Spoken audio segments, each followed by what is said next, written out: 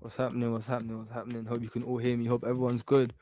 Welcome to the show, episode 4. Taj, what's good, baby?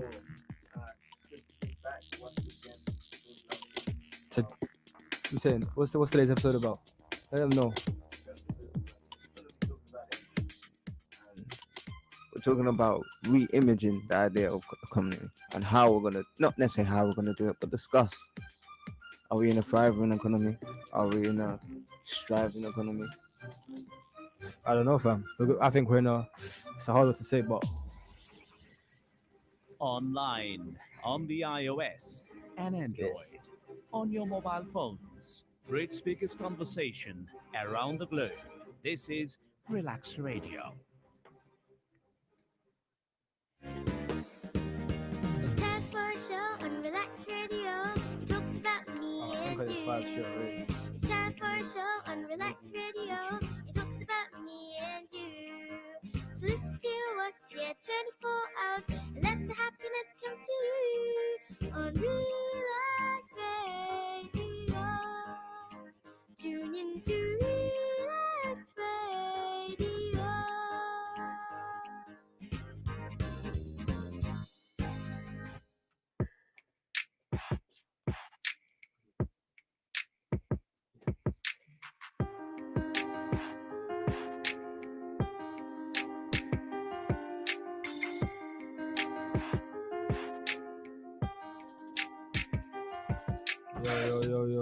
Yo. Hello, hi. Bit of a late one. Let's bring the energy up. How's everyone doing? I'm good. How you doing, fella?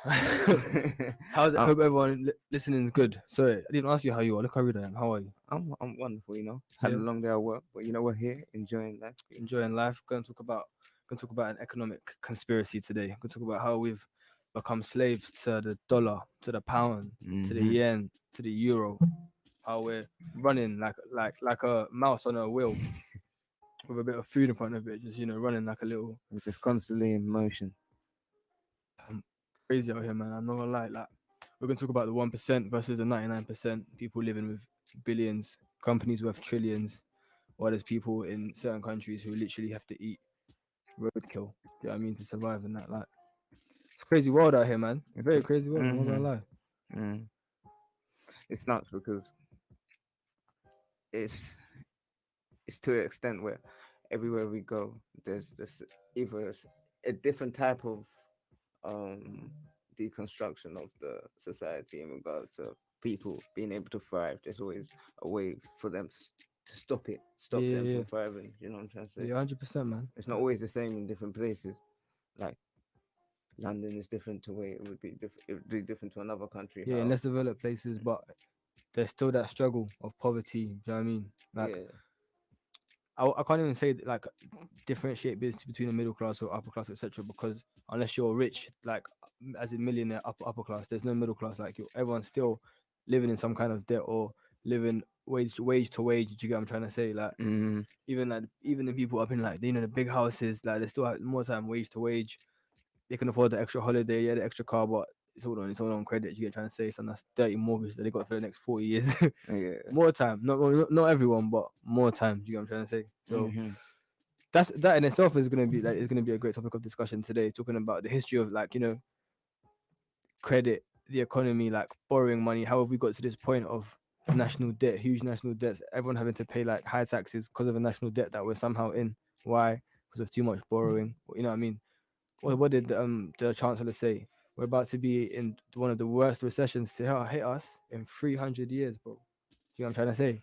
300 years. So obviously we're going to talk about how we got to this point. Of course, COVID is going to be involved in that, but how we got to the point where we're seeing this? Why couldn't a modern day government deal with a pandemic that's now got us into a recession that's 300 years old? I mean, that we haven't seen in 300 hmm years. Sounds a bit shambolic. You It know does what I'm trying to say? because they've created technology that does things beyond our imagination, and so But you can't keep society like a bit equal. You know what I mean? Or have people not yeah. on the streets and that. Mm. Do you know what I mean? Mm. But it seems to be a bit hard for people who have machines. Yeah, I mean nuclear weapons that can literally destroy the world. You know what I mean? By a push of a button. Like That can technology that can track people location wise. Yeah, I'm trying to say find different things, all this stuff, but we can't help the homeless Yeah, I know. and help people with free school meals and that. You know what I mean? But why is that? Why is that the case? You think? Why, fam? That's a very good question. That's a Because very we good was question. talking today, they said that you said that they've done a pretty good job in regards to looking after homeless people in Yeah, regard to in housing them COVID, during this COVID. time, yeah, which I think if you read what's happened, like of course during this time, a lot of people like who are homeless provided like emergency accommodation in hotels, Mm, etc. for a certain period of time, and then they just they just like run it up, they just stopped it. So it's like you can do it for an emergency of time. I get it's gonna be expensive the whole time, but if you can do this on like a short term basis, what could you do if you just plan something with government funding? I mean, a budget like how's it yeah. how is it so hard? We're supposed to be the first world. I'm trying to say like if we're gonna use what like badges that they created, the first world. I'm trying to say like Mm-hmm. the civilized West. Why is there so much inequality in the civilized West? I'm trying to say the like the the supposed model society that's taken us to where we're supposed to be today. Like that's taken us through the industrial revolution and taken us out of like I guess supposedly tribalism. You get it, but Mm. there's still inequality to this point. Which you get. I'm trying to say like unless it was designed that way. Do you know what I'm trying to say? Unless they were, it's not that they're incapable to make like a society that's good for us, but actually they just didn't need to or want to because they were fine from the beginning. Yeah. So the upper echelon just structured it in a way where they're gonna always thrive. You get what I'm trying to say? And it's just their people and their generations and the upper echelons will always have a way to own company and to own. We're talking about production means. Do you get it?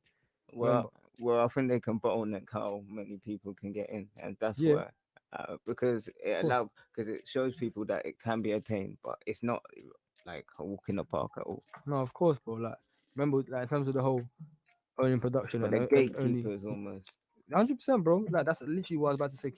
When you keep it in a few people, think about it like this: if you own a company, yeah, and it owns millions, you're not gonna just divide it into shares and give it to their people. You're Mm, gonna give it to your son, your next of kin, your heir. You get mm, it? So of course that just stays in it. So it's only a tight knit family. Not people don't have like even of course some generations or some sorry cultures do have like bare kids in their families, etc. But yeah.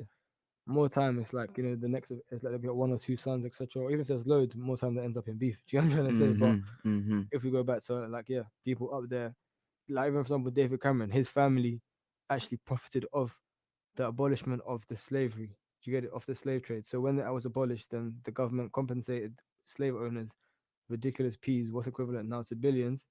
His family is one of the recipients of that.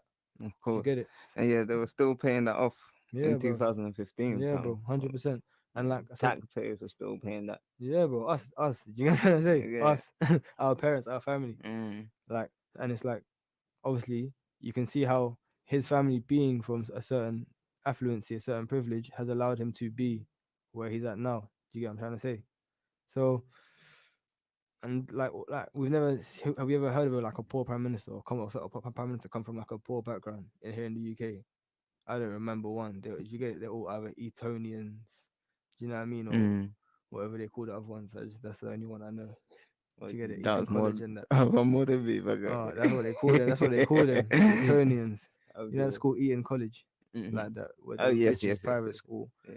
Yeah, Oh, supposedly okay. like that. A lot of them went to it. I think Boris went to it as well. Just a few racks and that to go. Yeah, and that quite a few racks. Yeah, Is bro. it? But they make them wear some joke man uniform. Some like like bro, it's just funny in it. But obviously them and the prime minister, so it's not really like we can't really be chatting about it. You get it. But Mm. talking about prime ministers, talking about the schools they went to. Big up my school as always, Walthamstow Academy, Walthamstow Academy's Woo. finest. Fam, speaking of that, we wasn't even going to introduce who was going to talk about the economic crisis and all this bullshit and all this madness that's happening. I forgot to even mention who we're doing. I'm so sorry. Yeah. But like Taylor is going to come today. Taylor is someone who's actually studied and has got a BSc and a MCS. Am I right? Or MSc? Yeah, MCS in economics. Something specific, and she's also now studying to be a chartered financial analyst. So that's what she's on, and she's gonna tell us literally what she thinks about the direction of today's economy. Does that Hmm. make sense? Yeah, we're just gonna have a little conversation about it, see her thoughts. I'm gonna definitely pick her brain because this is something that you could definitely learn from if you really 100%. take it in. 100%. Yeah, like I got it wrong. It's a BSc and MCS in economics, yeah. And Nice. she's currently an associate investment advisor for River and Mercantile, sorry. And she's studying to be a chartered financial analyst. So she's deep in this. You get it? She's deep in Bro, this. She knows what she's doing. She knows what she's talking about. It's gonna be really good to get her opinion. And then yeah, man. my role in this is going to be so. Yeah, what does that mean? Yeah. So, yeah, Fam, fam, what we realize a lot of terms, I think just have like like they're just big words. You get what I'm trying to say? Unless yeah, it's true, like unless you do know certain like fields, you're gonna be like but like it's best to ask questions. I feel like yeah, a hundred lot of the percent. questions we ask the audience probably gonna be thinking the same. Like, Yeah, what exactly. is this word? What does that mean? So, bro, Mhm. ask away, fam. Do you know what I mean? Like that's the whole point of this show. Do you know what I mean? We're here to learn, Yeah, that's and if we're not learning, who else is gonna be learning? Do you get it? So for real. we have to ask those important questions. But yeah, also the YouTube link is now up, Taj. So we're lit. Do you know what I'm trying to say? I'm gonna put that on the Instagram live. Okay, Man, like Harry sent that to us. As always, thank my you very brother. much. Yeah, let's send that through, bro. Yeah, 100%. I'm gonna forward that. I'm gonna forward that to everyone. And then yeah, man, like I said, it's gonna be is it are we having an economic crisis? Let me know. We're gonna find out right after the break. So tune in literally 2 minutes. Relax Radio.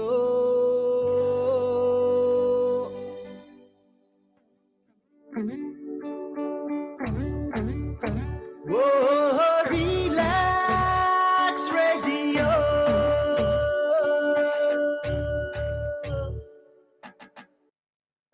আপনি হয়তোবা জানেন না যে radio advertisement is 4 times more powerful than any other media.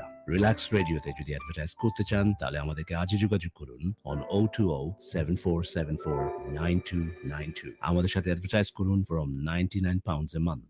Increase your business by advertising on Relax Radio. It's time for a show on Relax Radio. It talks about me and you. It's time for a show on Relax Radio. It talks about me and you. So listen to us, yeah, 24 hours. And let the happiness come to you on Relax Radio. Tune in to Relax Radio.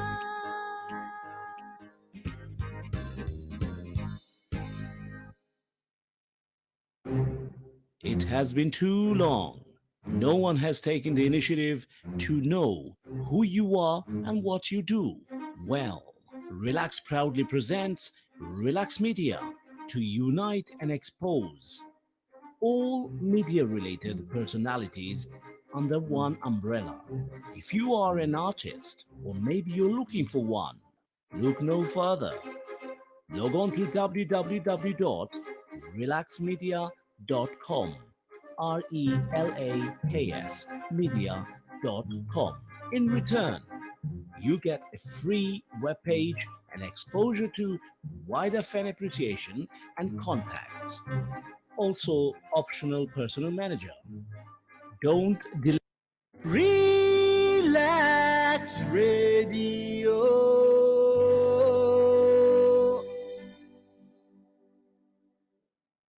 What's good? What's good? What's good? We're back in business. Back in business. Hope everyone's good. Like I said, man, economic crisis. Economic crisis. Are we reaching a collapse? Are we reaching a tipping point? Rome once fell. Ancient Egypt once fell. Are we now is the West about to fall? Is democracy and fiat banking and fractional reserve banking about to crash? I don't I think so. I think so. Hello and good morning. Potentially, yes. Welcome to the morning. But yeah, man, that's literally what we're on right now. Literally, our guest that is hopefully now live. Whoa, it's a bit loud. Taylor, can you hear me? Taylor, technical difficulties in that, boy. It's calm. Huh? Taylor, wait. Yo, Taylor. All right, 1 second. Yo, Taylor. Yeah. All right. Sorry, Obviously, our ladies and guest was meant gentlemen. to be on the mic, but I'm not obviously not doing something right. But I don't know what. I'm not even gonna lie. Can we get Henry in here? Henry might, our technician might come through, but basically, I feel like Taylor can hear. I can't even hear Taylor myself, so I'm a bit worried. Taylor, hopefully you can hear me. If you can stay on the line, we're gonna get you zips on because you have a very, very valuable opinion. Am I right? No, definitely. Most definitely. So that needs to happen, but we can't hear you for some weird reason, and I'm scared, Taylor. So I'm gonna apologize to my viewers as well. Is that what was on the whole time?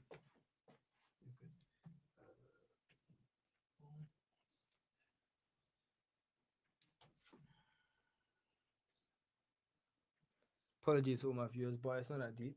Do you know what I'm trying to say? It's life anyway. But like I said, talking about sticking to the topic anyway. No, I can't even hear her. Taylor.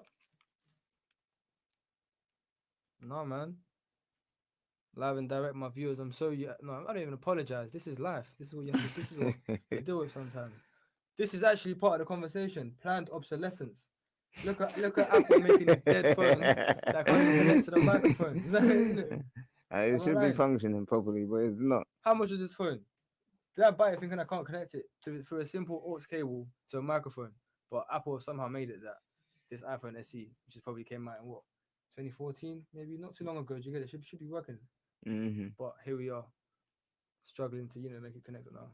But I got an X, which I thought was quite new, but it's not new no more. It overheats. Already? How long you had that for?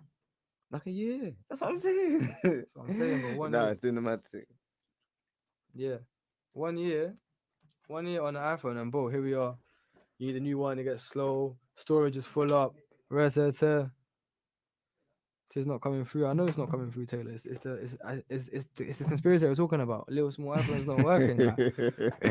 I'm sorry. Yeah, no. So we're gonna get Taylor tuned in real soon, but for now we just have to carry it. We just have to carry on and enjoy it how we are. Do you get what I'm trying to say? Mm-hmm. Talk about ourselves because we can touch on the stuff. We can talk about the fact that this has been written about since the 1700s, bro. Jean-Jacques Rousseau, a French theorist, theorist is maybe the wrong word, but he wrote a lot of books about social contract, how society should be. Mm-hmm. He has a very important line. He says, man is born free, but everywhere he is in chains. Say that again. Say that one more time. Man is born free, but everywhere he is in chains. Mm-hmm. What does that represent to you in today's world? How does that do you think that has any validity in today's day and time, or no?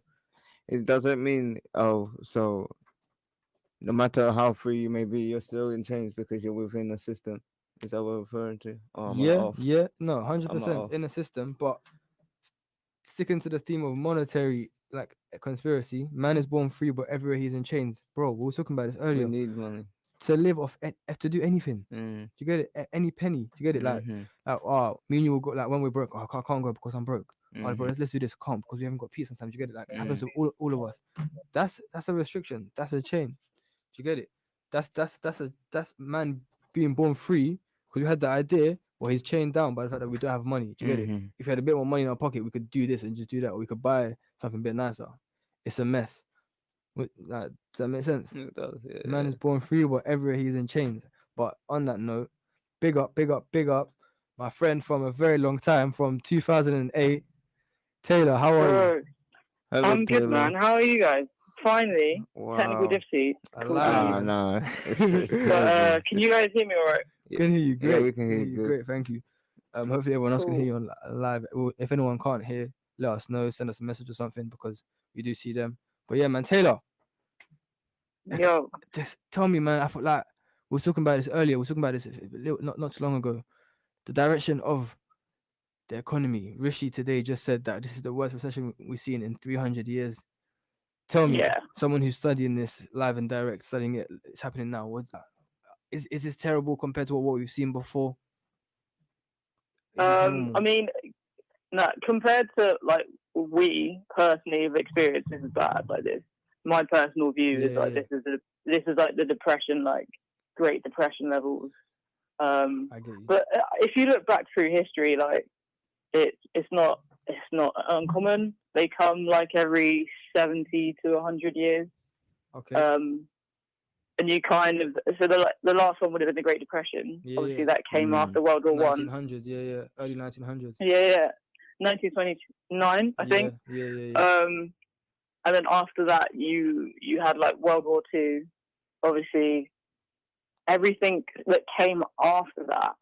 So like Friedman and Keynes, basically are two big guys in economics that have defined everything you learn. Okay. Like from now. So what do you mean by define everything we learn? So as an economics student, like from A level onwards, you basically learn about monetarism, which comes from Keynes and this idea that like when there is a massive market crash like there was in 1929, the government needs to like encourage spending to get it like to like boost economic morale and confidence. Because like, if they say, "Oh, it's all fine, don't worry about it," it's basically that people will go, "Oh, it's fine," and then just start spending again, and it's a self-fulfilling prophecy almost. Yeah. What kind of like how eat out? Eat out. I feel like they're closing lockdown. They're locking down lockdown without fully even finishing or having a correct escape route. For the Christmas spending and that. Yeah, this is solely so they can earn for Christmas. Yeah, 100%. They're just trying to inject like a bit of like expenditure back into the GDP basically. Because they took a major loss this year and they're trying to do it without, and they show no disregard. They show so much disregard to like what people are actually going through. Yeah, Taylor, what do you think about the new changes that they've announced? So like we're only going to see a 19p rise from the minimum wage, I think, for key workers. Did you see the new changes? What they're going to do? What they've said they're going to do, etc. In all honesty, I've been ignoring the news, which is terrible. I do know about the pay freeze for public workers. It's stupid. It's stupid. Tell Taj and the people what's happening, just because to update them. Basically, our government budget was announced, and they are choosing to cut spending in the public sector. Like people that work in the public sector, basically all nurses, but not just those. It will be other civil servants, like wherever you work within the government, it's being frozen. And then they are also cutting foreign aid, not to China though, which people can make their own opinions on that. But also not cutting spending on arms, which is a questionable one. They love it.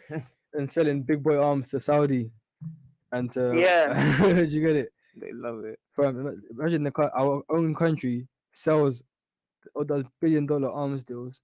Countries that are breaking human rights regulations, you get it? Israel, Saudi, selling big boy arms to countries that literally violate UN resolutions, and then we hear and we screamed like liberalism and we should help everyone, etc. But we're literally funding the people who are supposedly causing human rights atrocities.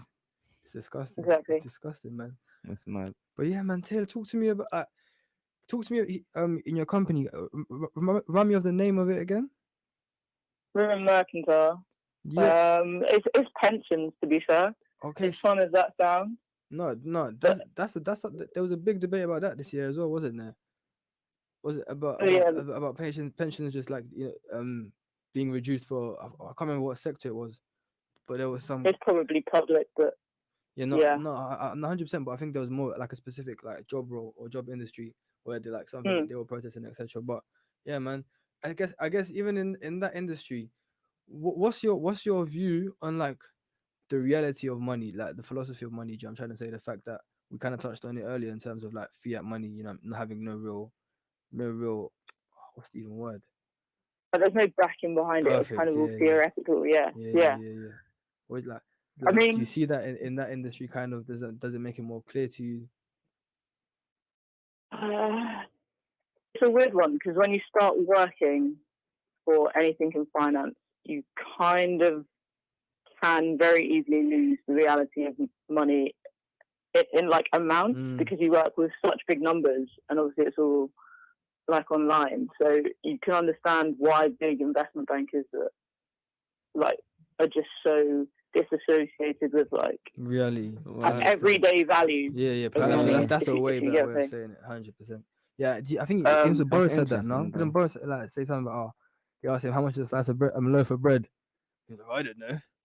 Yeah, exactly. It's so different. Yeah. But it's also weird because like markets have gone the complete opposite way at the moment. So like What do you mean? generally, What do you mean? obviously so you've got a massive slump obviously in the economy. Like people aren't buying. I mean, unless you're Amazon, you can understand why most people are like suffering at the moment. But equity markets, which is like the markets, just like general stocks and shares and stuff and portfolios have kind of mostly gone the other way. Okay. But that will What be does that because mean? Sorry, but break that like down. you can still make basically you can still make a lot of money off a lot of these things because everything's so diverse.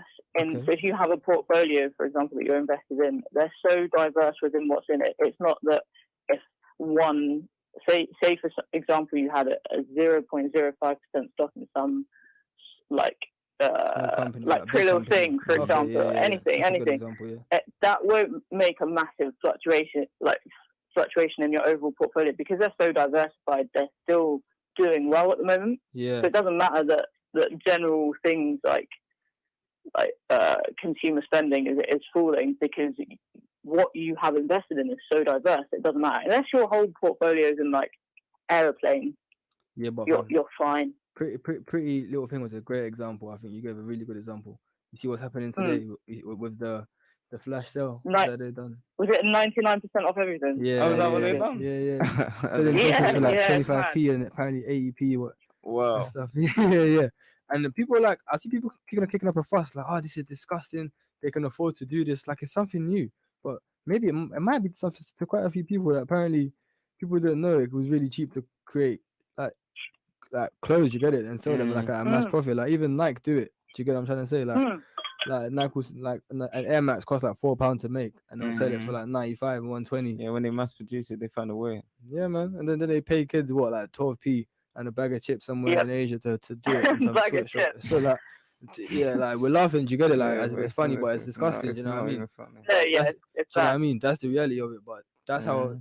Like I even saw. Yeah, this is how enslaved we are. Yeah, in some of these production like factories in some Asia. I don't know where in Asia, but I think it was like some. There's heavy in Bangladesh. There's heavy clothing ones in Bangladesh. Yeah. I think Primark do a lot in Bangladesh where there was a lot of the. Yeah. Like there were some kids throwing notes in the clothes saying like help us, etc. Do you get it? But the one that I was gonna bro. That's crazy. But I was gonna say there's even more factories. They have suicide nets so that people when they jump off it catches them. Yeah. So that they don't die. There's no way out.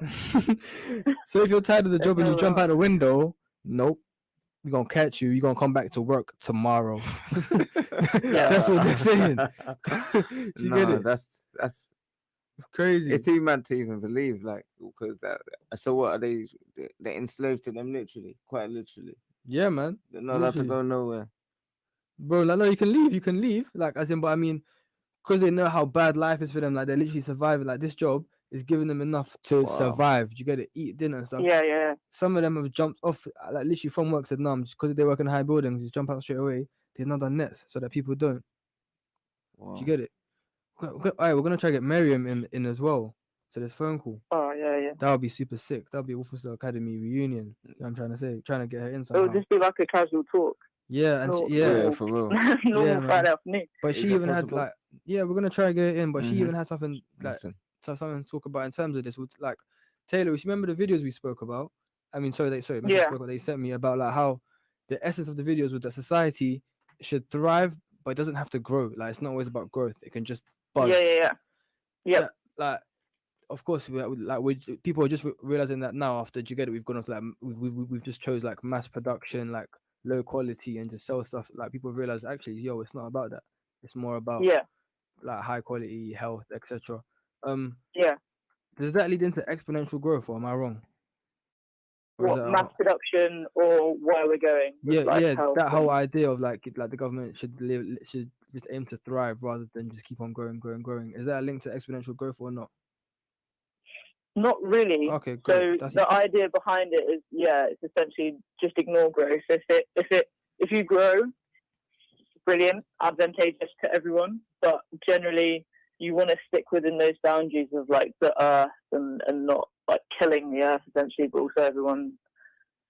No one's working below the poverty line and all those things we need. I get you, 100%. So that makes sense. Reason why I actually asked about exponential growth was just because Miriam said that that's something that she wanted to speak about. But we're gonna try to get her onto this freeway somehow. I'm gonna try and call her off the same number I'm calling you off now, and then should work. No, that should be it. No. Theoretically, yeah. Yeah, if you can merge the call. Yeah, I'm gonna try that. Make that work. I'm gonna call Miriam right now. But literally, I'm gonna try to make that work right now. Let's see how it's gonna happen. Miriam, if you're hearing, I'm about to bail you. No, not on this phone. On the other phone. This is actually gonna work. This is gonna be lit. Come on. 1 sec. Add call. Alright, cool. Add number. Easy peasy. Oh, I gotta add the call contact. Alright, Miriam, we're gonna make you as a contact. And you're gonna come in. Taylor, you still with us? Taylor. Yo. You scared me. No, I'm still here. I was listening. I thought I hung up. Oh my god. I'm still here. To make sure. Alright, flipping. But yeah, man, Taylor, sticking on this topic of like me and Taj were talking about earlier about technology and this planned obsolescence, yeah. Mm-hmm. I guess in the industry you work in, do you see like this kind of game plan or this like design? Because me and Taj were arguing that, like, not even arguing, but we was like, the fact that the government has failed to serve us as a majority, yeah, I would say that's by design. It's not by accident. Do you see that in the industry you work in terms of like some kind of like it's made to fail? Do you get what I'm trying to say? Like it's made for someone to win rather than for the customer or the product or the person, the consumer, to actually thrive. Does that make sense? Yeah, kind of. I think I don't see it like within the industry, but I think within economics, the government it's not like the government's made to fail, but the government's in a way supposed to just be ignored. So because it's kind of everyone's got this attitude. Free the markets, government innit? Shit, yeah. Okay, yeah, that makes sense. What just happened there? Oh, this is the worst technical difficulties. Yo, Miriam. Hello. Hello. How are you? Wait, give me a second. Wait, I've just hung up on Taylor. So this is Miriam. Oh wait, guys. you can't multitask. I'm gonna try to, guys. Welcome another guest, Miriam. No, I tried to merge the call, but for some reason I hung up on Taylor. Let me add call this time and call Taylor. Taylor, I'm really sorry. You can hear Taylor, I'm so you just sorry. Took a spot just like that. 1 sec. I'm gonna call Taylor back right now. Yeah, you do that. But the thing is I'm just worried that if I call Taylor, it hangs up on this phone. You get it? Because I just pressed add call. Does that make sense? Mm-hmm. This is a very Apple, look what you've done to us. Planned obsolescence at its finest. I just want to add a call, but somehow you made it this complicated. Speak on that, Taj. Speak on this broken iPhone that's causing us to, be enslaved to the dollar, pound, and yen. Because, well, they all know, man. They all know we're enslaved to it. It's a thing where the fact that it's normal for them to release iPhones on a yearly basis is crazy. And the price that's going up at as well. Mm-hmm. Miriam, does that tie in what you were talking about? About exponential growth or no? I think, I get everything. No, you're not missing the point. I think just everything is connected in one way or another. But I was going to talk about how even the inventors of capitalism as an idea, if you look at the texts that they'd written on the subject, they explicitly talked about how capitalism is not sustainable, and they kind of imagined that by this stage we would have come up with a different way of constructing economic systems. So even the people who invented capitalism didn't believe at the time that we would still be operating in exactly or through similar processes. Okay. So I guess I get you. my problem with capitalism Yeah. is well, I have many problems. Let's with go through capitalism. let's go through the ones that hurt the heart the most. You know what I'm trying to say? Them ones. Okay, so I'm like, for example, these days I'm trying not to eat meat because I think it's bad for the environment, etc., etc. And like, I think we eat meat more than we need to, and it kind of links to the whole idea of like excessive consumerism. It definitely does. For sure. So I think, right, let's bring it back to vaccines because that's like my area. No, yeah, But you know 100, how 100. we were talking about conspiracies and people are scared that the vaccine has a chip in it and all of this stuff. And I just find there's like a massive irony in how people they think that the government isn't already able to kind of like influence your behaviors and thoughts by just having access to like your phone, which is always in you, like on you. They don't need a chip. Like they don't need a chip to be in your bloodstream. They've got that already. Your phone is there all the time, constantly. Fingerprint, everything. And literally, like people don't even go to the toilet without taking their phones these days. So I think that in the context of like what are people trying to do? I see it quite simply, which is that, or the powers that be, whatever it is, I see it as like, honestly, this is just, the people are just trying to make you buy more things, right? Everything related to data and the way your data gets sold, they're just trying to make things so that people buy them somewhere. Somebody is buying stuff. So exactly, so it's about buying more and more. You know, if a company makes like data's now become what something. But what were you gonna say? Companies now make what? Sorry. It's a commodity, right? So for me, it's like if a company makes $1 billion in profit, it's never, oh, we made $1 billion, let's make $1 billion next year. It's like, how do we make $1.5 billion? Right. And that for me is the problem. Is like we're not satisfied in a state of stagnation, or we're not satisfied in a state of like linearity, basically. And so what you get is this pursuit of exponential growth, which is an impossible pursuit because you cannot have things existing within a closed system that isn't infinite, operating through processes that assume that the resources that you have are infinite. So that's my problem with capitalism. It's like it's a cancer, and it eventually will. It's just about growing constantly, and obviously constant. Exactly. So constant growth is not good. If you have a virus in your body and the virus constantly grows, it's not even good for the virus because the virus ends up killing the host, and if the host dies, the virus dies, right? Wow, exactly. That's the best example. Wow, I'm so sorry, Mary. you just made that visual. Do you get it? That was fam. Sorry, carry on. But I mean, like, I think so for me, that's my biggest problem, and that's like the hardest thing about trying to kind of resist all of these nudges that you get to buy the next thing that you don't need.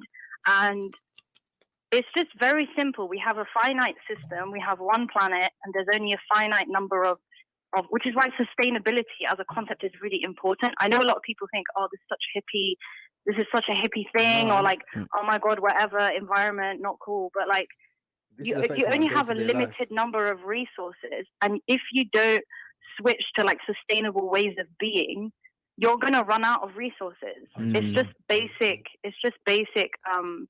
logic. And so my problem with the way we operate is, firstly, we don't even operate in a way that is like truly meritocratic. So I just think we're existing in this like fake meritocracy that isn't actually, you know, it's biased by the way that like neoliberalism operates to extend and constantly enhance the gap between the super rich and the poor.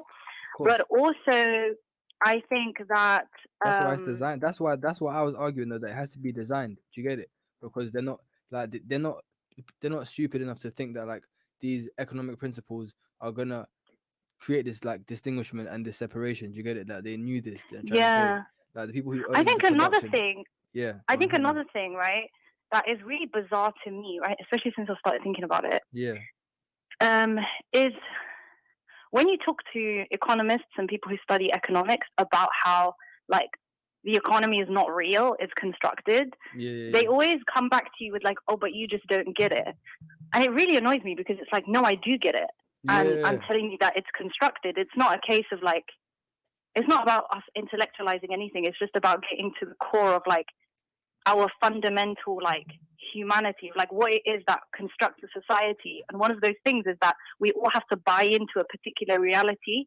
We all have to buy into a way of being. Some kind So of if you identity. take like, exactly, if you take like super isolated indigenous groups of people, like they have their own construction of like how the world exists. You know what I mean? 100%. And They have their ain't own gotta buy no elders. outfit. You get it? They ain't gotta buy Exactly, no they kind have of their outfit to seem exactly. like They they're in ain't a got. They community. have their own logic, right? They have their own understanding of like what it means to exist in reality. And I think another thing that people kind of don't have the imagination for is the idea that like things don't have to actually be this way. It's just we're all just buying into the idea that this is real. You know what I mean? Yeah, 100%. I know it sounds really crazy, but No, but if everybody just decided that okay, this isn't real anymore and this doesn't exist, that's literally obviously the process of doing that is really, really difficult. But I think on a fundamental level and on a basic level, Western culture and capitalism that upholds or is tied closely with Western culture and the Western historical precedent of colonialism is constructed. It is as much as a culture, or it is as much constructed as any other kind of belief system, as any other kind of religion, 100%. as any, you know what I mean? Just because it's from the West, it doesn't mean it's objective reality, and it also doesn't mean that it's rational or logical. 100%. Do you know what I mean? So logic is you hit it on the head. constructed. You said it perfect. Yeah. You literally said it perfect. So logic is constructed. What was you gonna say about that? No, I was just gonna say that like it's not that there's no such thing as logic or there's no such thing as a biological reality. For example, like I'm a medical student, I love science, science is real, etc. I'm just saying that the assumption that European culture and European ideas about how reality should operate and Euro-American ideas about how reality should operate are as constructed and as relative and as completely social and cultural as any other society. So when people talk about, oh, look at these societies in the forest, they're so primitive, or like, look at these Muslims, they're such barbarians. Like, my reality and your they're all made up. Do you know what I mean? We're all just believing what we're believing. And so this like ethnocentrism almost of believing that, you know, capitalism as an idea is somehow like biologically real or like factually real. It's not. It's literally just another kind of belief system. In the same way that religions are belief systems, and in the same way that cultures are belief systems, and in the same way that people's practices and their rituals and what they think about their own realities is a belief system. You're not, you know, it's not more legitimate just because you're doing it inside a fancy building in a suit. Do you know what I mean? 100%. But they give it more weight by adding layers and layers of like a cultural and historical like reality. Do you get it? So like, for example, in terms of that, like in terms of that, given that the pedestal, you'll see a lot of Indian people, for example, even though the England created so many atrocities and like did so much madness in India, they'll say, yeah, but they gave us trains. Do you get it? And it's just the perception that the West advanced us into economic and scientific and like literary advancement and like civility, but like you said, there's cultures who have thrived and done so much more, so much longer ago. Do you get it? But I think it depends what you consider to be like progress, because we're really wealthy in terms of monetary. Also, did you get Taylor back on the call? I feel bad talking. No, listen, what we're gonna do though, stay right with me. I've been trying to add her, but I'm just scared that it's gonna hang you up. No. Okay, I'm gonna stop talking. You try to call her. Look, we'll try it right now. While you're here talking, we'll try it. Do you get it? Because I've been trying and I've just been scared to press call and you hang up. But no, just press. I'm gonna press it now, because I feel like this. If we do end up going back from Taylor, people are gonna be getting gems from both sides of the thing, and it's perfect because do you get it? Like we've had two crazy opinions, so hopefully you do stay in.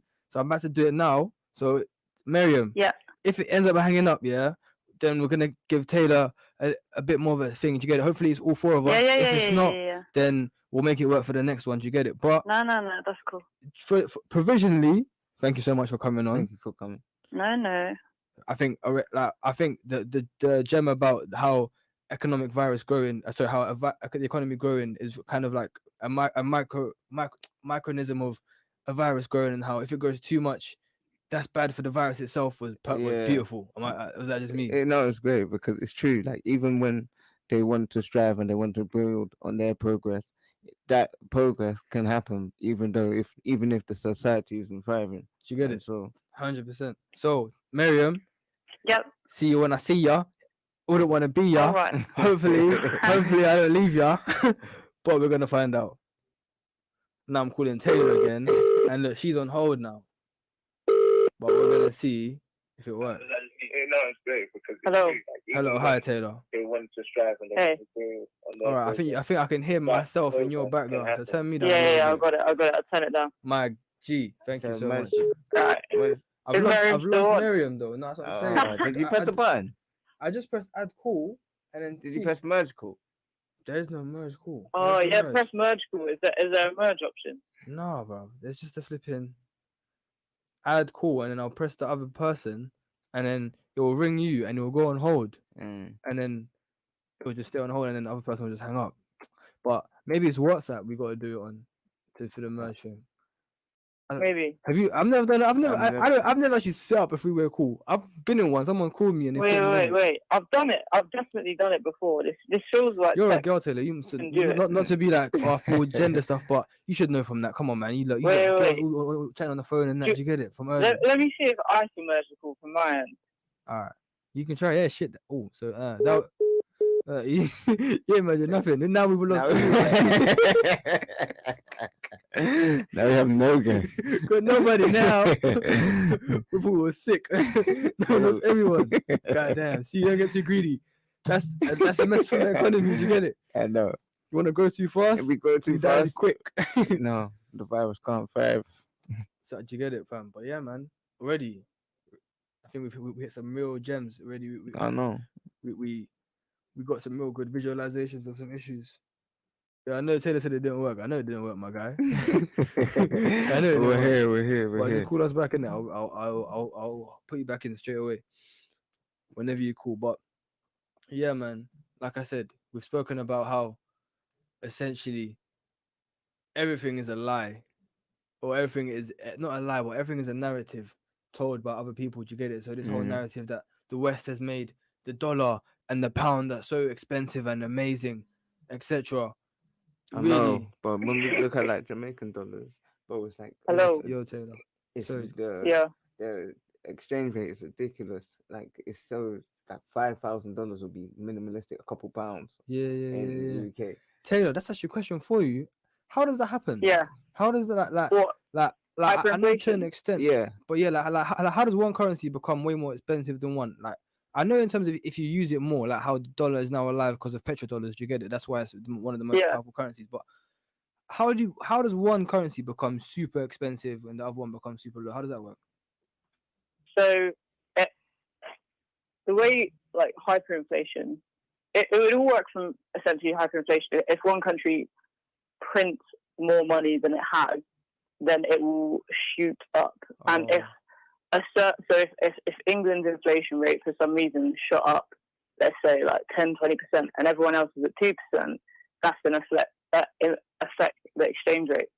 So it kind of works like that. I remember this in history, and I remember having the question of, so if that's the case and they know that the money's going to lose this value, why do it? Yeah, I remember this. Yeah, no idea why anyone does it. It's never made sense to me. It's never made sense. Unless like it is literally a few people who say, okay, we need this to go that way, this to go this way, and this to become that way. Do you get it? And it's like it's not an accident. Do you get it? Or that's just maybe thinking too accusatory. That might be your conspiracist inside you. For me, it's just like I said. You never know. Because I think people underestimate a lot of people. Do you get what I'm trying to say? Like that's all it is for me. Like that. It comes down to that. I don't think people who are able to run and govern countries, do you get it, don't know how to manipulate currency. Do you get it? Like for example, when was it Mugabe who just literally inflation rates in Uganda just flew up.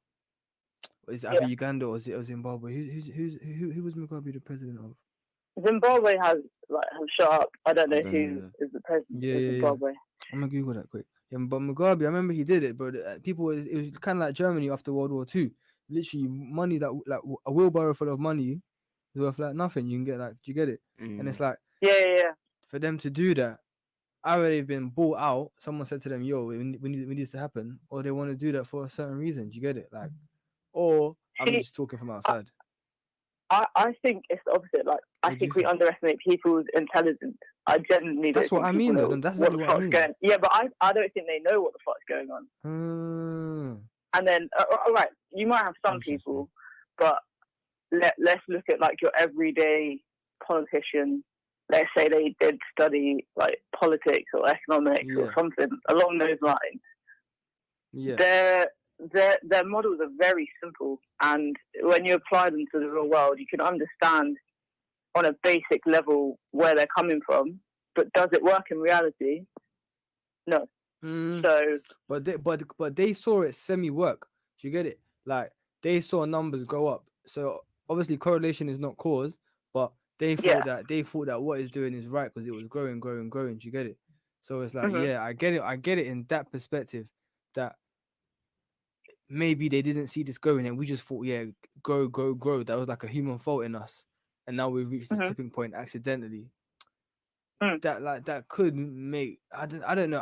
Why I don't see it like that is because when like this, it wasn't like people like sat down and said society is gonna be like this, but at the same time they semi did. You get it? Like the Bilderberg conferences, you get it. The people up there have always had these meetings. Like the people who own this big companies, they said, okay, like for them to all work together, we got to become mass consumers. You get it? So the agriculture companies, like the big farmers, the big appliance companies, the tobacco industries, they just make it so that we just spend all their money around them. Do you know what I'm trying to say? So those people I feel like they've just basically like literally architected this society of today. Do you get what I'm trying to say? They've architected the fact that we have to work like 40-hour a week jobs minimum to pay rent, so that we can't work any other jobs to make more money to not have to pay rent in a few years. Like the jobs we get, or not we get, but the jobs, the majority of jobs are made so you can't afford to do anything but be a worker. Does that make sense? Yeah. For me, and it's not even just to be a worker for one job. You have to work multiple jobs to survive. And do you think that would get worse, Taylor? I don't know if I'm shouting. Oh yeah, definitely. Well, I don't know. I think if like with COVID, people actually look at it and try to make a change, then it could obviously get better. But I mean, based on Rishi Sunak's announcement yesterday, like that's not really what's going to happen anytime soon. What did he say? But like with the freezing of public civil servants. I don't know. Yeah. What did you? I don't know if I understood that, but they said they're gonna freeze pay. Does that mean they're gonna stop paying them? Literally. Like, no. It means that they're not gonna get. So let's like usually, if there's an inflation rate of like 2%, your pay should go up 2% over the next year. Oh, but they're gonna. But what that means is they're gonna freeze it. Yeah. So not only that, when they do get that like pay back, it's probably not going to go higher than what they lost from the inflation. So it depends how long the freeze is for, but I mean, that makes sense. It could be a while. Yeah, fam. But it's crazy. Just silly. But it's hard. Yeah. Like, but in terms of that, even when you were talking, you were saying that you don't think the politicians know. For Boris, for example, I just feel like he just has cajones big enough, and he's just confident enough to just say, you know what, he like the government know it right now is a shit show. Like they know, okay, all we can do is save ourselves and give our friends big track and trace contracts to take care of each other. Do you get it? But for everybody else, it's whatever. He doesn't mind taking them crazy questions and just saying, yes, well, we're trying to do this and we're trying to do that, but it's very hard. Like he doesn't mind being like the dunce in front of BBC News and getting grilled. Do you get it? Just for him to take a fat wage at the end of the year, or maybe not wage, but incentive from somewhere else that we. Oh no, he'll get money from somewhere from all of this shit. Do you get it? But realistically, he's probably like, that's what I'm saying. He's probably invested in half the companies, like, or like. Oh yeah, but then that's like the issue with like the overarching system. And to be fair, I understand. This is why we call it for all on the same talk. I feel like Miriam's got some good points on this, but like what I think we see today in society is not like, obviously it is a form of capitalism, but it is not what like I think is like taught, and it's not what people think it is either. People think that the governments have no like say in anything, but at the end of the day, like they're all profiting. Like the people that work in government are all profiting from these big companies. Yeah, not because it's everyone all is, lobbying. but a few of them are, man. A few of them are. I'll give you this example, yeah. Tell me what you think of it, yeah. So Gina Hopkins, is a Tory MP, yeah. Don't know if she still is, but she was. She voted against the licensing to allow us, like the public, to produce medical marijuana farms here in the UK, yeah. So she voted against that to become a public thing. Her husband owns one of the only medical marijuana production farms here in the UK. So she voted against that so it can be monopolized by her and her people. Yeah. Do you get it? But then she'll stand behind her, I don't know, it'll cause violence argument or something argument just to benefit her. So that's what they'll do. You know what I'm trying to say? Yeah. So, they'll take the they'll take the bullet because in the long run, it's they'll what they'll, it'll monetize it. So that's how I see it. Yeah. So I don't trust them. I don't trust any moral argument they might put forward. Do you get it? Like Yeah. I can. Yeah, That makes complete sense. But then, like, from what like my point of view on capitalism, like the point is that you shouldn't allow for that. The whole like if you go back like in terms of the theory, where it comes from are these things called the Corn Laws, where basically it was kind of similar to this. Like the people that owned the land basically pressured the government to put in these laws that effectively stopped us from importing corn from abroad, which made it would have made it cheaper for the people, but obviously then brought down the incomes of the people that sold corn in the UK. And Adam Smith basically said, well, that's stupid. Like, you should allow imports, allow competition, don't allow the government to monopolize these things. However, what we have today is essentially what he argued against. And in my point of view, obviously that's how I've seen it and how I've taken it. But you just have all these, especially in America and England, the UK, the government are just getting involved in all these things. And like, I think they recently tried to put a government, I don't know if this went through, but they want to put a government body in charge of mergers and acquisitions of big firms. Wow. And like that basically means that, I mean, it's kind of self-explanatory. Yeah. A government body would sit there and say, well, this is fine and this is not. They'll mediate basically. For what? Sorry? For mergers and acquisitions. So like if you've got two big companies, Oh, wow. But like the dangers of that is obviously, like you said, if you've got an MP like the woman you just talked about, Yeah, you can get problematic there, and it is this the issue is with government you've got a lot of trust going into a lot of people that you don't know and you don't like. There's a lot of issues there. You hit a lot of conflicts of interest. No, you hit the nail on the head. And then when it comes down to the fact that our government doesn't have what I would say a moral compass that we should even adhere to. Do you get it? When you look at like their track record, do you get it? It's not. I wouldn't even say that I would align my moral compass to a country that's gone to war in Iraq. You know what I mean? And, and all the other craziness is done. So it's like when we know we can't trust them, that's what I'm saying. You can't be of the position that they didn't know we were going to be in this big mess. Do you get it? Like that's what I'm saying. And I feel like because it's always been obviously a minority few have been in the upper class who have governed society, it's definitely been an idea that's been inherited. Do you get it? Let's like what is power? Power is the means to reproduce it, and to not have it. And to not be able to produce it is to not have it. I mean, like if it was to kind of define power as much as you'd be able to get it, that's what it is. So that would people who were up there, they obviously tell like to preserve the upper class, to preserve the riches. You get to preserve those people.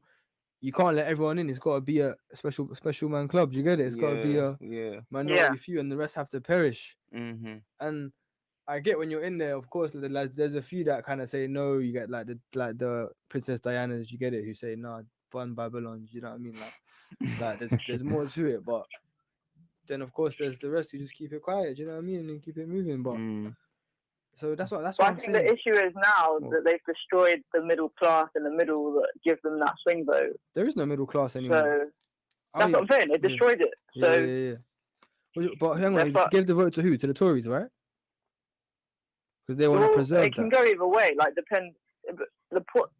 The middle voters tend to swing either way, and that will Yeah. change the vote between Yeah, yeah, conservative or. But at the moment, views are so polarized, and I think what the conservatives are preying on is the polarization of like racial views. Of course. And, like more than putting it just- simply, more than it is just racial. as well. Racial is just Oh, one yeah. component, but That's the it's extreme also like polarization. gender, and they prey on all that, and they've done it clearly successfully To in a the T. past Yeah, of course. election. Yeah, like America's a great example. Do you know what I'm trying to say of like polarization of opinions? You get it? Like just algorithm sending you what they think. Yeah, like okay, this guy looked at I don't know black rights once, so they send him all the Black Panther videos. You get it? And this guy searched Donald Trump like a video right once. He might be a Republican. Let's send him more stuff and see if he just. You get it? If you see if he bites. Yeah. And, he spent 30 seconds on this one, but he spent a minute and a half on that one. He must like this kind of content more. Send him something like that. But are they honestly watching us that intensely? Bro, it's algorithms, bro. So it's like it's computers that do it. Do you get it? So Mm. literally computers go like have you watched Social Dilemma, bro? No, I haven't. Oh mate, watch you have it. to. Yeah, Taylor, we Watch spoke it, about you that. gotta innit? watch it. Bro. Yeah. Literally it's computers that sit there when you're on Facebook, and it sends you one video. Like I don't know, say for football highlights. Okay, Taj always watches Arsenal highlights. Do you get it? So now that was every week when the Arsenal highlights come out, send you. But Taj only spends 30 seconds on watching these highlights, but he spends a minute and a half on these highlights. So we'll send him more of these. And then they literally like once you spend more and more time, they have more information. Yeah. That's why they say data now is priceless because this is the data they're talking about. You get it? All this thing because if your attention is like the most priceless thing. Perfect. It says in Social Dilemma, in it, Taylor. Why are these products free? Because who is the product? It's not. That's not the product. We're the product. Like Facebook is free, in it. Twitter is free. So, like they're all free. Why are they free? Why do they want us on there for hours?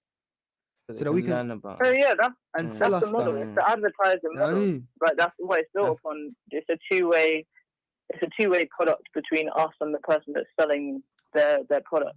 Like they've got us on every way. Do you know what I mean? Just come on, you can't. That's what I'm saying. And who was it that did was it the documentary Taylor? Was it Tristan something? Yeah, he used to work for he Google. works for Google, and then he was like, well, it's quite fucked that we control the way people think. Yeah, he did it. My mom watches this Taylor. But he does. He did that kind of stuff. Did you hear that? What? I said, don't swear. Okay. Oh, sorry. Yeah. Yeah. By the way, the term is called platform capitalism. What is Miriam? Miriam said the term is platform capitalism. Taylor, actually, Taylor, I've got a question for you. Yeah. Yeah. I've been asked here to ask you about Cambridge Analytica. Yeah, that's the question. That's the question. Ask Taylor about Cambridge Analytica. The idea behind it. The idea behind it. Any of influence. The idea behind it. Yeah, I don't actually know what it is. Let me teach me. What is that? Cambridge Analytica was a company that was like it basically works around selling data, like marketing data. So it was used in the 2016 American election and Brexit, which was the same year.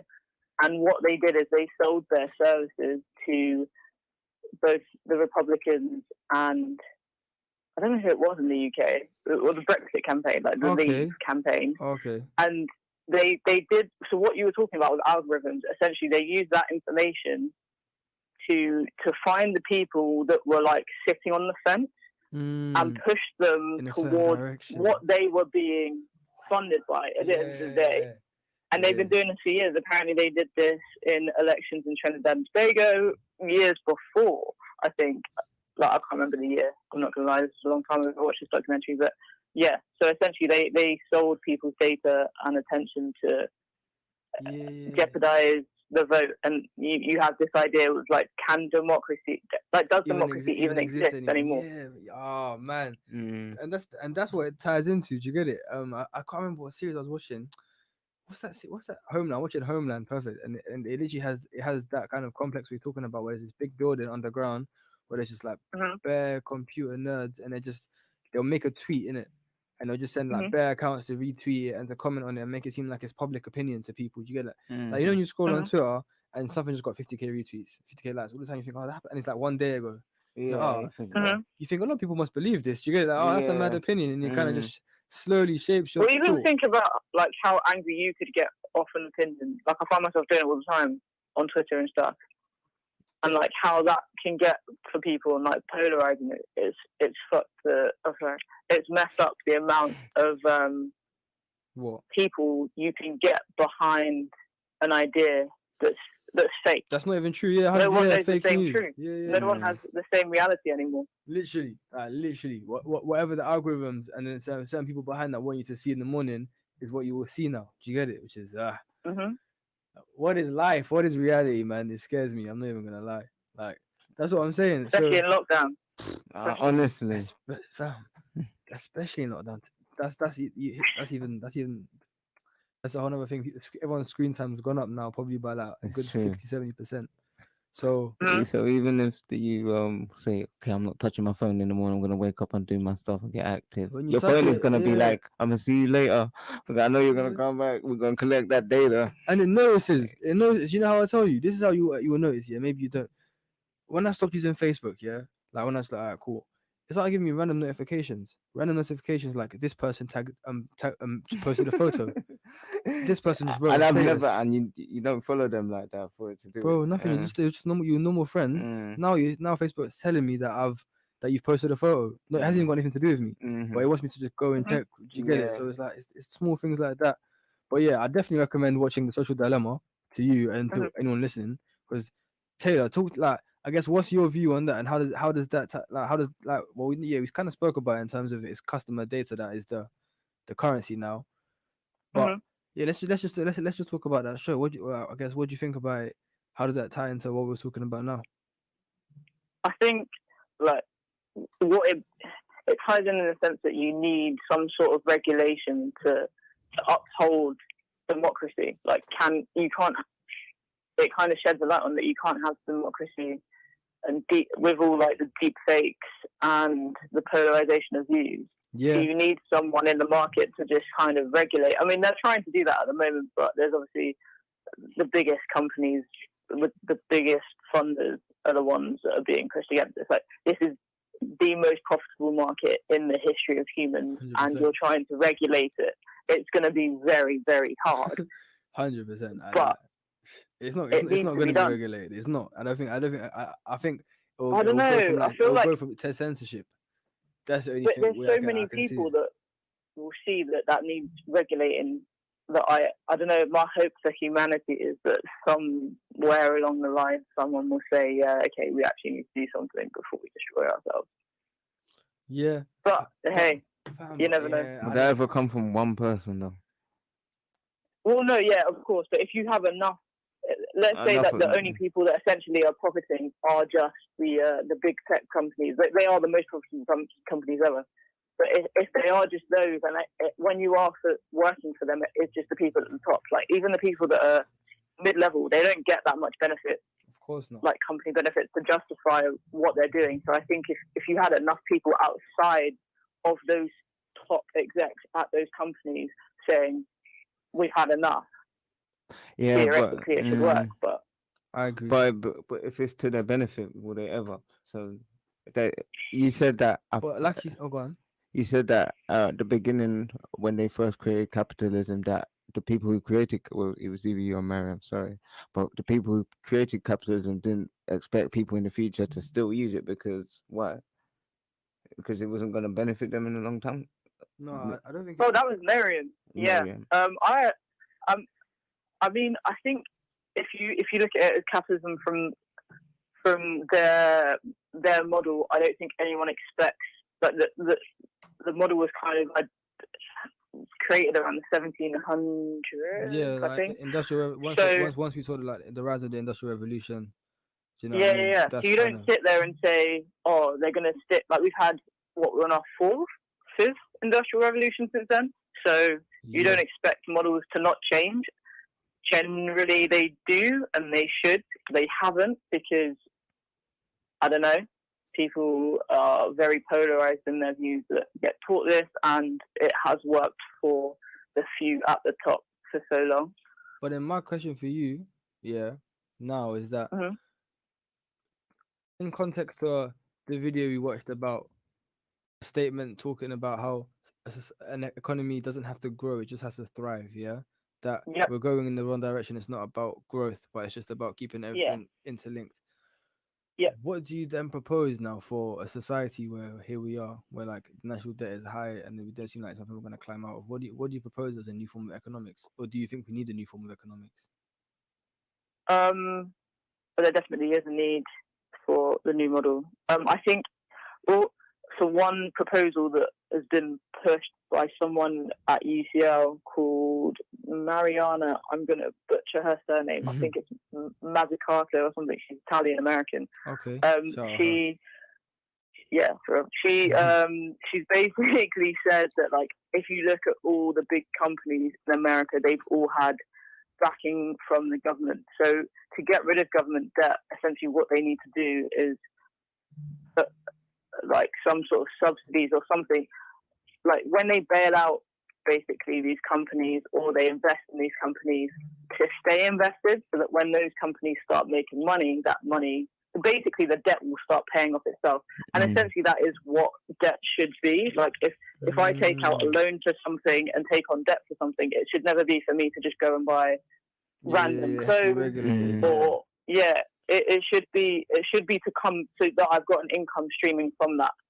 That makes a lot of sense. And the fact that governments don't do that necessarily, like look at Argentina, that's exactly what they did, and that is why they don't have an economy anymore. Essentially, in a horrible way to put it. You need, know that. And it's the same. It's the same with the Greek crisis. There's a lot of ins and outs of the Greek crisis that not many people know. That's quite. I watched something about that. That it was Goldman Sachs just very messed up. Was it Goldman Sachs? Was it Goldman Sachs who did a mad thing? Just like sold some mad interest rates or something like that. No. Yeah, they basically, the ECB, which is the European Central Bank, massive, and the massive banks in France and Germany had so much Greek debt that they basically gave the Greeks an interest rate that they knew, or like a deal that, it was essentially that they knew they'd never get out of. And there was a guy called Yanis, I'm not going to even attempt to say his surname, but he wrote a book called Adults in the Room, and it is big, but if anyone wants to read a summary on it, it talks about what the ECB did to essentially corner Greece into this terrible deal, and eventually he got them out. In terms of who was the person you said proposes from UCL? Mariana. Mariana Mazzucato. What's very interesting is Miriam actually just said that she's actually very good for a person for vaccine access too.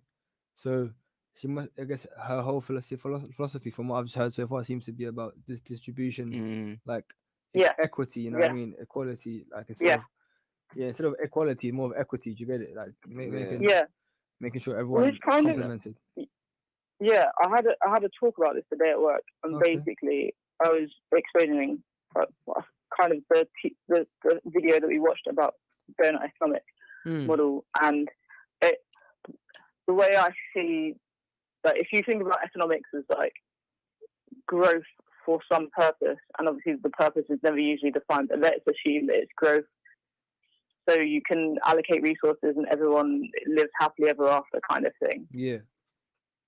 That hasn't worked or isn't working currently. It worked for whatever reason it did in the 50s, but it doesn't work now. So I think this model kind of like takes it as like, okay, well, this is where we want to get. This is the point of the growth. So it takes away the idea that growth is the main driver, and it's more like we need to get here, and then once we get here, it's fine. Like humanity can thrive between those upper and lower boundaries that the model sets. Yeah, I heard that. Remind me, in the donut model, should I say? Mm-hmm. What was in? So for the people, we'll break it down from the top. Yeah. So I'll try to give a context of what I remember, and then you just literally just jump in whenever, okay? Am I right in saying that the donut model of economics, yeah, was this essentially like a two-part model where society should be and where society shouldn't be? Did that Yes, make sense? Where it's a two-part model where society should be, yeah. And where it shouldn't be, right? Yeah, well, yeah. Essentially, you want to be within the donut. You don't want to be on the outside. Yeah, and I say so. Yeah. Explain to them what is the inside of the donut and what's the outside, and why do they want to stay in between? Okay. So if you imagine the center of a donut, or like when I say the center, like the direct middle, like the absolute at the center, that's resources consumed, and that's completely none. Obviously, that's like not ideal for anyone because you need some sort of resources consumed in terms of energy, water, food, etc. Yeah. So the minimum, like the inside, the inner crust of the donut, or however you want to picture it, the inner ring, to define that minimum boundary for everyone to survive. And then you've got like food, water, education, some form of income, whatever that is, depending on like where you are in the world and how you define it. Energy, networks, and stuff. Yeah. And then on the outer side is like consuming too much of those resources, which then leads to what? Pushes us beyond our back to the outer limit. Defines when we consume too much of the resources. Yeah, perfect. And then what is that? Did the person say what that causes when you're on the outside too much? Like, what was the negatives of that, or what was the symptoms of being on the outside? Yeah, so basically they come from work that was done. I'm not actually sure who by it. Well, I know the people is like Johan Rockstrom and some other guy called Will Stephan, but basically it defines how, like, basically if we push them, it's global warming, and what we see was like the destroying of the planet in simple terms. So there's destroying basically the world how we have today.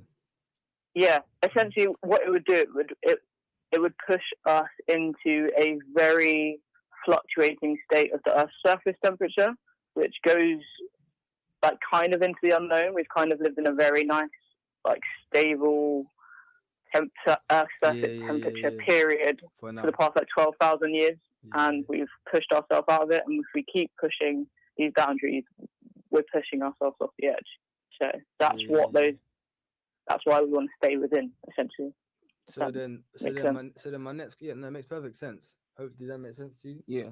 So then my next question then becomes, how do they plan to implement that? Is that through some kind of universal wage? Like, how does that work? So yeah, it would be a universal wage in terms of keeping people's like incomes and stuff. It would probably be some form of universal healthcare, which most countries do have, not necessarily correctly implemented. Universal education, but if you look at Amsterdam at the moment, they have implemented basically the model to the city, and they've got this donut. Yeah. They implemented it in April because they wanted to before, and then COVID kind of pushed it, and they kind of went, let's just do it now. When's the better time? So they've got like these really cool systems of because obviously you can't grow a lot in Amsterdam. It's kind of similar, I think. What do you mean you can't grow a lot economically? Like no climate wise food and production and stuff.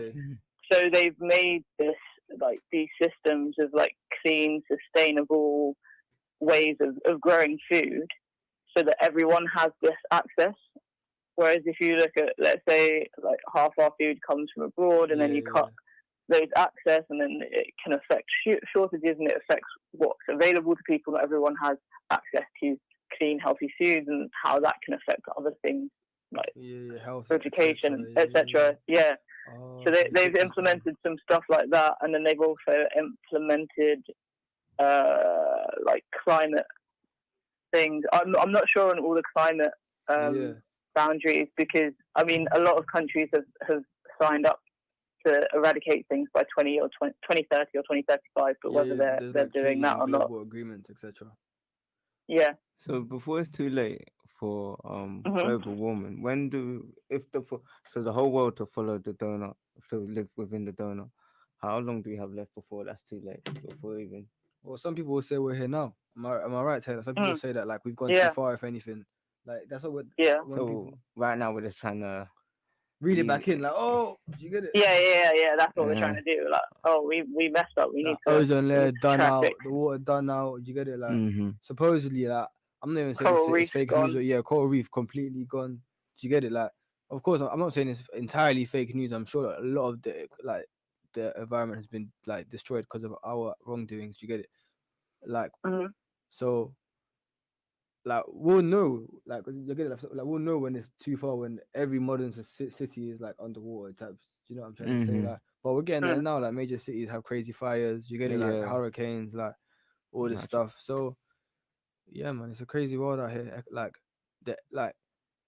there's three things I guess that really govern society. Do you know what I mean? And Mhm. it's economics, it's military, and it's religion. Do you get it? So it's belief system, it's the strength, and it's the finance. Does that make sense? Mhm. And Mhm. Mm. and today we've touched on one of the most important pillars. Do you know what I mean? Economics, and how that governs day-to-day society. It kind of Mhm. governs like how we see the world, kind of governs how we see ourselves. And yeah, Miriam said, yeah, coronavirus is kind of, yeah, definitely evident of this, us going too far out on the donut. Do you know what I mean? Because Mm. Yeah. It's true. it's That's true. government systems not being able to adapt to pandemics. It's humanity not being able to control itself to an extent by through movement. Do you know what I mean? So yeah, Mhm. we definitely have. We're actually hanging on to the donut. Am I right, Taylor? If anything, Yeah. I think so. On the I think outside. on the outside, this is like the is that not last. it? No. Yeah. Yeah. I mean, I think a study was conducted by Leeds University actually that have Big up, Leeds. worked it out by big up Leeds, by city, but Say that again. I don't know that they. Sorry, what did they study? So Sorry. they've conducted a study Yeah. that I don't know if it's by city or by country, but they've worked out for like a lot of cities or countries where they place on this, so where we're overshooting or where we're undershooting. The UK or London, whichever one it was, are overshooting on the ecological ceiling, but we're only undershooting on a couple of the social. But then if you look at like uh, not a great term, but like an undeveloped country, they typically undershoot but don't overshoot. But explain to me, what do you mean by they overshoot on an ecological, like, was it standpoint, you said, or ecological something? Mm. What do you mean? What do So you mean by they they overshoot in that? so Like usually they push those policies too much. Is that what you mean? yeah. Okay. So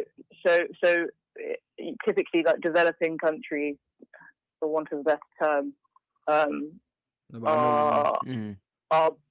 are underperforming in terms of the social foundation, but they don't push too much on resources because they're not industrialized. Whereas if you look at countries that are in the process of industrializing, such as Brazil and China, they are the biggest India. polluters. Yeah. India, I and get you. then obviously the already industrialized are not quite as bad as China and India and Brazil respectively, but are still completely pushing those boundaries. And yeah, and like you perfectly said, we're doing so much, supposedly pushing the banner for like ecological change, etc., but doing nothing for the social structure, the social inequality that's rife in society, especially like Mhm. Western modern, like European. No, I can't even generalize all of Europe, because a lot of the European countries have been able to like slowly reduce poverty. Do you get it? Mhm. Like, and even then, it is a numbers game. Do you get it? So a lot of these countries have like, yeah, nice, like the Scandinavian countries have got bare supposed like people with no crime areas, but then there's bare numbers of like immigrants, etc., who are just not accounted for, etc. So we like, Mhm. have you guys all seen the last purge, the final purge? Yeah. So you see how like I can get into it, what? but carry on. No, I didn't like it, but I was gonna give the best example, that like how I just said here. No, give the might example. they might give the manipulate example. numbers. Yeah, I'll give it anyway. How about Oh, yeah, I know what you're like talking basically about. they were like to manipulate stats, or to manipulate evidence. Yeah, they went back to like, so Mm. the final film purge. They go back to the first ever purge, in it, and then they show how like obviously the first purge was meant to like show that when you give people one day of crime, they will commit a lot of crime. but nothing that wasn't Mhm. actually happening. They were surprised that it wasn't Mhm. happening. They were throwing parties instead and just Oh, okay, enjoying I get it. themselves. And then the government sent out militias to actually cause crimes in violent neighborhoods to make it seem like, yeah, people are just doing a madness now on Persia Day because that's what we've given it them to. But the actual society weren't. That's what I mean in terms of we can't actually look at a government stats and say, oh yeah, we've reduced poverty, Yeah. but they probably got bare Oh, unaccounted yeah, for yeah. humans living. Do you know what I mean? Yeah. In I don't Yeah. know, under bridges and that. Like, do you get it? So Yeah. yeah, man. In defense of the Scandinavian countries, not all of them, but I know, for example, I can't remember if it was Norway or Denmark. I think it's Norway. They only have a public school system. No, wait, state school system. But because it's a state school system, people that are rich put enough money in to fund it so that it's good. Yeah, that would make sense. That like why would you not if you knew why would you not want to fund the school system? And so, is it common Exactly. to add money into the school system? Like, is it a common thing to do, or is it the rich do that? I don't actually know. Taylor, would you know? What? The So, only. so What would was it your be? question, Taj? Is it common for people to like add to the put money into the school system, or is it certain like companies or? I'm not sure how common it is. I think it probably is quite common. I just know that it does it well enough that their state school system is far beyond ours. Oh, for real. Yeah, like I know Finland's got a very like free school system in terms of no uniform. Mhm. Like they don't really fail classes. There's no sets, etc. Mhm. So yeah, no, a lot of them are like they're doing a lot of things. Some of them are definitely doing like really cool schemes. Like I know one, I think it's Norway. I don't know actually know the country, but there you can a lot of homeless people give bottles, so like you get money for recycling. Do you get Oh it? So you yeah, get yeah, I've seen tokens that. and spending Mhm. money My for the friends in recycling. Netherlands, he said he took a train with just on the bottle money. Is it What? Netherlands or Rotterdam? Netherlands. Yeah, Rotterdam Uh, is in Holland. Yeah, he's in Rotterdam and he's just taking trains with solely bottled money, five bottles he That's what used I'm and saying. recycled. That's what I'm That's saying. So mad. it's like that's a really cool initiative. You get it, but then those countries also they've got institutions where you can like see how like basically if you're an addict, there's buildings Mhm. that will give you enough of a dose to survive. Do you get it? Like if you're Yeah. like to be Yeah. Wow. a functioning addict. Do you get it? So they'll say that it's like it's from the understanding that they don't get it from a dangerous dealer and they're not fighting over it and not doing that. Like it's from like you can do it in a room, nice and clean, etc. But That's mad though. that's the government giving crack, yeah, or giving a Oh, hard. You get it? That's so a that's that's the government giving yeah. hard food to literally its people. Do you get it? And then they'll be like, oh yeah, Yeah. there's no crimes in society, everything's good and clean. Well, of course it is because you're giving them places to take crack. Do you get Mm, it? mm. Yeah. Yeah. But then there's the whole argument on the other side that well, it's a free right, it's a human right. Do you get it? And like if we're in a free Western democracy, do you get it? Where you're liberal Yeah. and like you know the main narrative is do what thou will unless you're like causing harm to someone. Why not take crack, but in your room by yourself every day if you want to? Do you get it? Like I'm not saying I Yeah. stand by that, but Yeah. you can Yeah. defend. Yeah. No, I Does get that it. make sense? So Yeah. they can argue that they're not actually wrong for what they're doing Mm. because they're just helping their people get by. Do you know what I mean? And Yeah. if that person is just taking crack in that room and he's not funding a violent, I don't know, dealer who's doing this and this and that and this and like just not funding an ecosystem of violence supposedly, why not do it? I don't know. Is it? I don't support it personally, but I'm just that's the argument you hear when they rationalize it. Do you get it? When they say what when they push it forward is to reduce crime. So it's Imagine if all a that was numbers game. everywhere, bro. Or if every country just gave out cracks to They'll, everyone. yeah. Yeah, like I wouldn't be like in like I said in Western world it's remember in like morphine, yeah, which is in crack Mhm. is in like most of like when people have like big operations, you get it, people get morphine as like a Mhm. biggest painkiller. But when Mhm. people come out of the hospital, not everyone's addicted. Mm-hmm. Do you know what I'm trying to say? Like you don't like people who've taken morphine then gone to hospital and never ever wanted morphine again. So why is it when we say crack, Mhm. it give us that mad high? Because there's other like factors involved. You know what I mean? The Mm. dependency factor, just how you see it as a reward concept. You get it? Oh my god, like that could be a brick for someone. You get it? But it's just a reward Mhm. concept. I'm going back to that tonight. So then Mhm. the government know that we survive off these things. You get it? So they just think, why not have people taking crack in a big building that we can fund and no one's and it's nice That's and clean. And it's like from a liberal perspective, I can't actually see a fault. Does that make sense? From a liberal perspective. Yeah. From a liberal standpoint. Do you agree with that, Taylor? Well, if no? they're not making money from it, yeah. So if they get no benefit from it except for the fact that their streets are clean and the people actually want to be doing it, from a liberal perspective, there's nothing wrong. But if they're getting money from it and there's an like motivation behind wanting these people to be addicted, then all of it's evil. 100%. Yeah. But I mean, I don't know the ins and outs of their government crackdown, but well, listen, fam, it's on Vice. I'm not even talking like I'm talking crazy. I watched it on Vice. Yeah, you can literally, it's like, they're not even dens. They're literally like almost hospitals. You get it?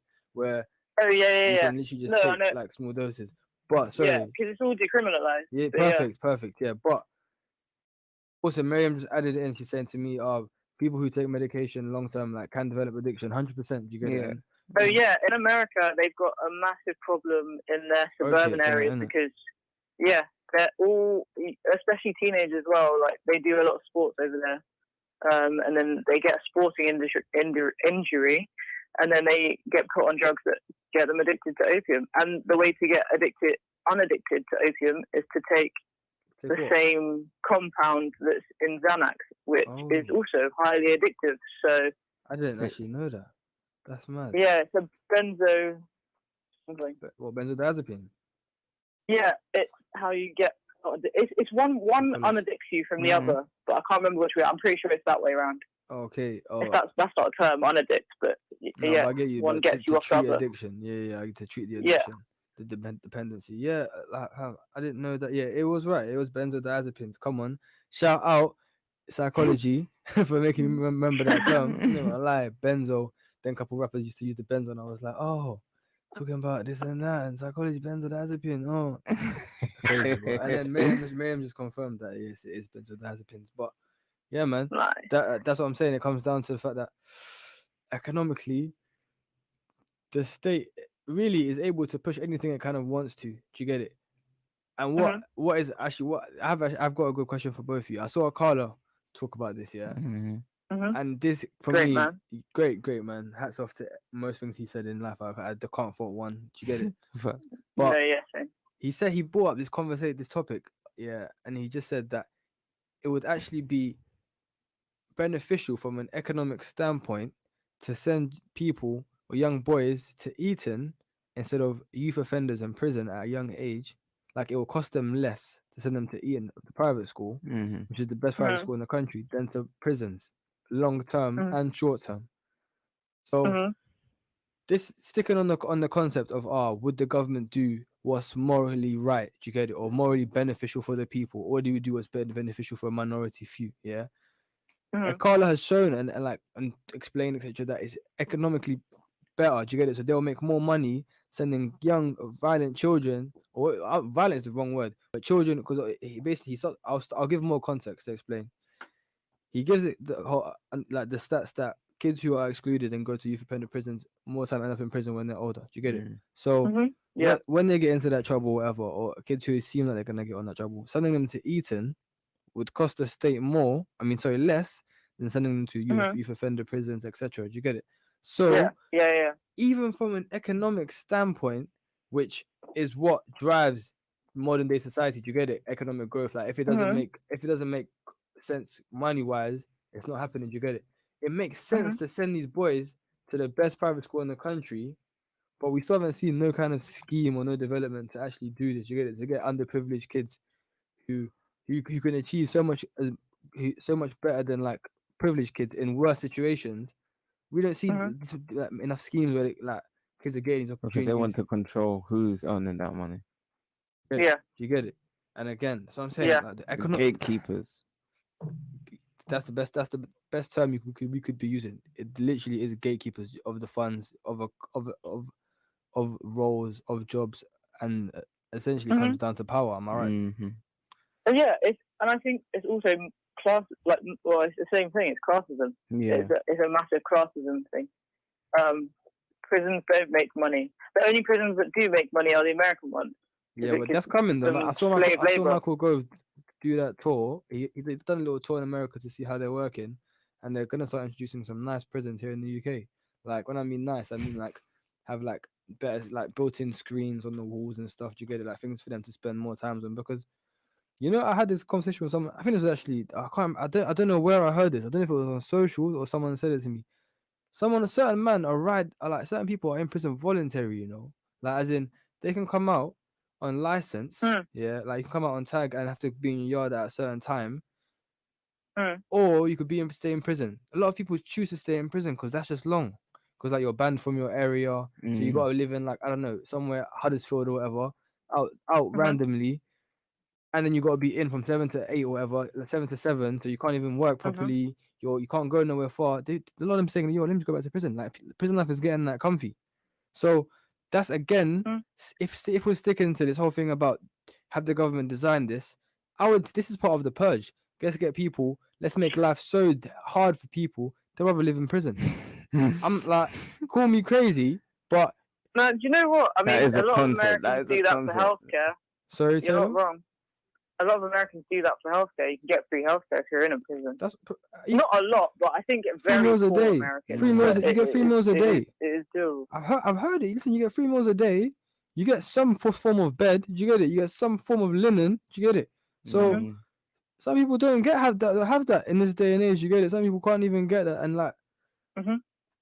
if we're now in a society where, like I said, in America, it's literally illegal to sell slave labor in prison. Do you get it? Like the Second Yeah. Amendment is that if you're in prison, you can be a slave. Do you get it? You can work for like 9 cents a day or whatever. Do you get it?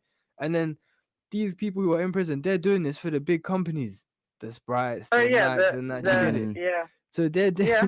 and then they're funding, and then they're selling it back to the same communities who are being destroyed by Mhm. their policies. So it's like, it's for me, yeah. I know, yeah. This podcast is not gonna last long, innit? Because I'm gonna get shut down very, very soon because we're just baiting everyone out, innit? But we can't say they're not clever. We can't say that this is not architecturally designed by a society, like by a few people. Do you get it, Taylor? You Oh, come on. yeah. I'm not even trying to say I'm no, convincing you, trying to convince you, but you must agree with No, me. innit? I completely agree with you on this. Okay. Like the whole economic system is made on slave labor to some extent, some form or another. When they So had the enslaved, 13th yeah. Amendment, they 100%. had that. It was like, oh, we won't have slaves anymore, but we'll have prisoners, and they'll do the exact same job. Yeah, Yeah. perfect. You get And it. 100%. They imprison more people, specifically more black people, more black men men, than were imprisoned in the apartheid. Like, it's insane. You get it. And like, yeah, man. I didn't want that. That I will say for a whole other episode. How the white man in America has literally destroyed the black nucleus, the black family. Do you get it? Like enslaving them, then segregation laws, and then mass incarceration, and then send them all to prison, and then send crack and guns to the neighborhoods, and then create films to show you how to move it. Do you get it? And then get everyone hooked on it, and then make music that sells to like infiltrate black music to put in people who to sell badness. Do you get it? And then that sells, and now we're in drug user music like that. Yeah, fam, you know what? Yeah, this all aligned perfectly. Timing wise, we're starting going over now as well. And I think we've introduced another topic as well. And what is special about this episode, Taylor? Before I even thank you, is that this is episode 4. Yeah. So we've done the 4 main themes that we wanted to touch on in terms of conspiracies. Do you get it? We've touched the economic conspiracy. We've touched the health conspiracy. We've touched political conspiracy, and we've touched like societal and belief system, like post-COVID world utopia, the construct of reality, kind of like just the belief system conspiracy. And now we've kind of shown everyone the themes which way we're gonna go. So then now I hope everyone can expect the kind of episode and kind of content that we're gonna see is digging into mainly these 4 avenues. You get it? Like the monetary conspiracy, like I said, the health industry, the cosmetics and food, and belief system, political gain. Those are the themes that we're sticking in. So on that note, Taylor, you've done a madness today. Again, if you know what it is, I'm gonna explain it. Yeah, the people who I thought were gonna be engaged through this show aren't who are engaged. You get it? So people who say to me, "Oh, I Mhm. learned so much of this," or "That was crazy. My opinion's changed." They're not the Mhm. ones who I expected to do that. You get it? Mhm. So Yeah. we're already doing more than I ever thought I would do. Do you get it? Like beyond like what Yeah. I expected. So I want Yeah. to thank you because even what you said today, you've taught me so many amazing things. Yeah, definitely as well. Mhm. Taj just said he said like, many things. Miriam, you and Miriam have just dropped gems for everyone to understand already one economic paradigm that could be like a possible alternative.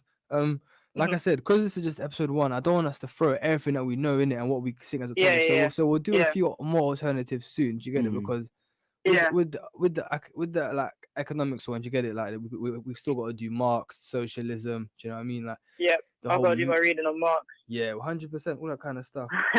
Yeah, Miriam yeah. said prison chat's next session. We'll try, we'll try Oh, to no, get, I'm down for that. we'll down try for to get an ex-offender up in here. Do you get it? We'll try to get someone who's done a bird or something to even talk to us about their experiences in every way. They see how that system works. See if, like, do you get it from the inside? Because that's Mhm. that's what's the word? I guess priceless, a priceless insight for us to Yeah, get of if people course, haven't of been course. inside. Yeah, yeah. That would be super Yeah, cool. exactly. So yeah, man. Again, Taylor, thank you. If anyone, Oh, thank you guys. no, it's cool, man. We're gonna put all your credentials in the video. So again, if everyone wants to Thank you, contact thank Taylor you. for anything, yo, let us know. We'll let her know. Go for it. Taj, bro, thank you for doing a late It's late been one good. with me. Yeah, Because no, we're about to I've do midnight. You get it on a Friday night. Mhm. So Mad. it's madness, but again, I hope everyone's enjoyed it. I'm enjoying the hell out of this. Thank you for everyone who always Yeah. who's enjoying this. Thank you for everyone who's Mhm. tuning in and saying thank you for like, cause yo, it's keeping me happy. I'm not gonna lie, like it's keeping me. Same. I feel like I'm doing something. Do you get it? So hope No, you are, you everyone's are. enjoying. It's Thank you, amazing. Taylor. Sick. It's amazing. You're my work. guy. All right, thank you guys, man. Calm, man. This is Taylor. How long have we known each other? Again, I told everyone you're 7, but what? We're 2020. But from 08. honestly, like this is about 12 years almost. Decades. Wait, we met We've in done like up decades, 2007. man. We've done decades. You get it? And here we are, big radio shows. Soon come even bigger radio shows. You get it? Exactly, Give us exactly. another 10 years. We'll see what we're gonna Normal. be. But fam, Taylor, on that note, again, lovely. Thank you for even sticking with us for so long and for coming back after Yeah. we hung up. Most people were at stretch to get it after that unfortunate mistake. So thank No, you. it's fine. Text. But yeah, It's calm, my I guy. appreciate it. Next time, merge call as well. Do you get it? We'll Yeah, just we'll try to do get Yeah, a merge thing. we'll figure that out soon. 100%. Hopefully, COVID can Alright, get calm. itself out so we can even get us off back in the studio. But sorry, Taylor. Have a lovely evening. Yep. Stay safe. You too. Don't let Enjoy your COVID get you weekend. down. Talk to you Thank you. later. Take It care, should be yeah? fine. Take care. Yeah, you Bye-bye. too. Bye. And yeah, to my peoples, everyone, hope everyone's tuned in. Sarge, you want to say anything to the people before we leave them? I just want to say I hope you enjoyed today. Like me, it was something that I've learned.